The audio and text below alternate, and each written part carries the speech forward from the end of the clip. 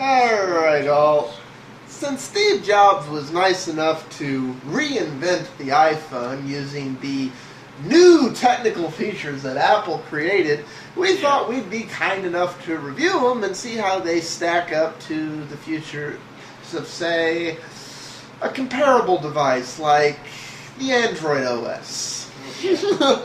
So, let's see. The first magical feature that Steve Jobs invented is multitasking. Yes. And on an iPhone, you do this little thing called push the home button twice. Yeah.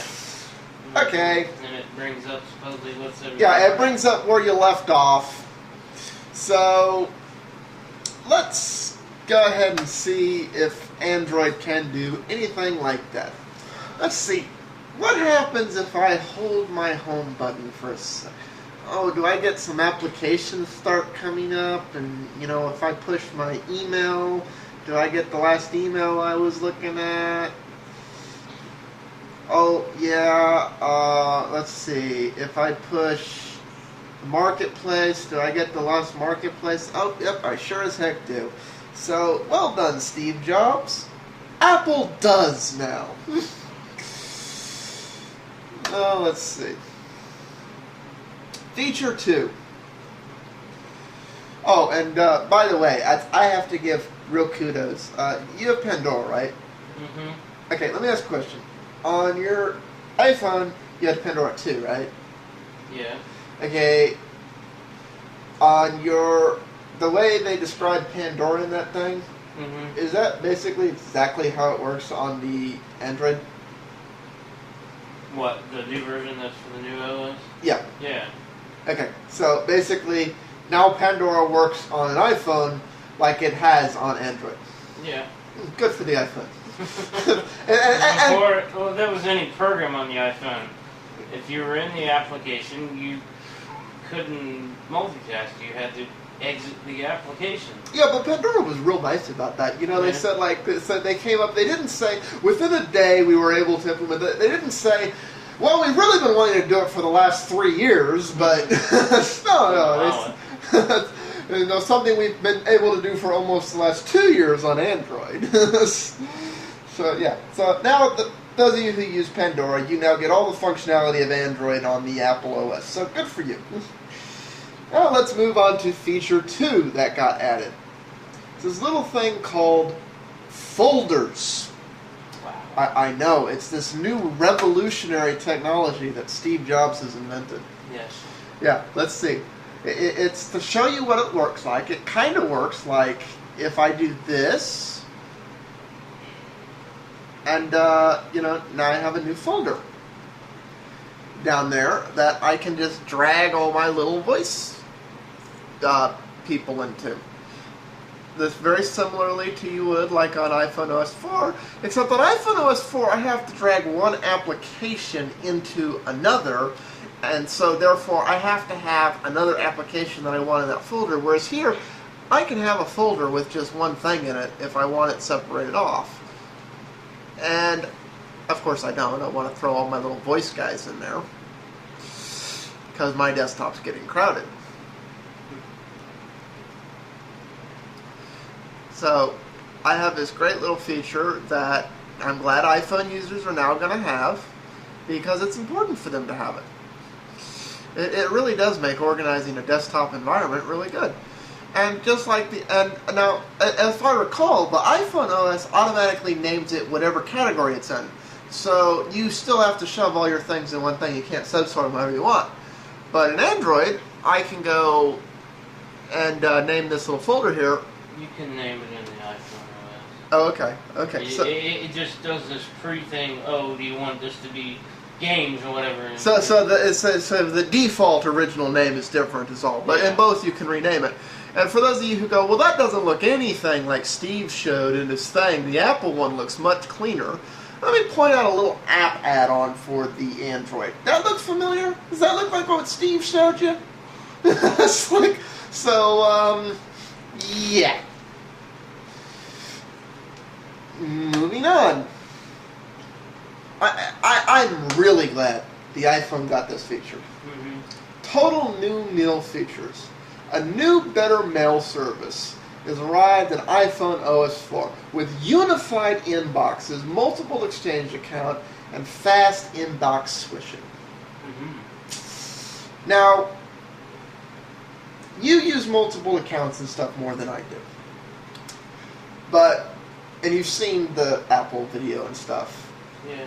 How different is that from the Android notification dock? It's not much different. It's basically, seems like this whole update is, let's put everything in that we didn't have in, that everybody else has. Yeah, it's like Apple does now. Yeah. So their response to the Droid Does commercials is Apple does too. Yeah. Me too. I'm Apple. I do it too. Because I swear, that thing is just like, it's this little notification thing you get on the top of Android where you just swipe down and you have, you know, your notifications for updates, inbox, everything. It's damn useful. I'm glad Apple has that feature now. Mm-hmm. You know? Now, this one I can't say Android has, because this is Apple's. But what they've done is they've added the iBooks to the iPhone now. As long as it's going to sync, which every indication is it's going to, that's a good thing. Yeah. From what I understand, there are some marketplaces working on having magazine and media contents and stuff. And actually, you know what? Let me search. I don't even know, because I don't own Kindle books, if there is a Kindle app. How do you spell Kindle? Kindle? My ADD's acting up. I know Audible books is coming to Android. Yeah, Audible's coming to Android. So that's the thing. I would use Audible before I'd use Kindle, because I really don't have time to read these days. I do enough reading online. Yeah, let's see. Books, Audible, Crow, blah, blah, blah, blah, blah, blah. Okay, yeah, this will let you do Amazon books, so yeah, you get the Kindle books. So yeah, there's an app for that on Android. So in its own way, Android has that and Gutenberg access. Now for the one that really is just, really? Feature 5. New APIs. Apple released 1,500 new APIs, some of which include access to things like the GPS and the clock and other basic features of the iPhone.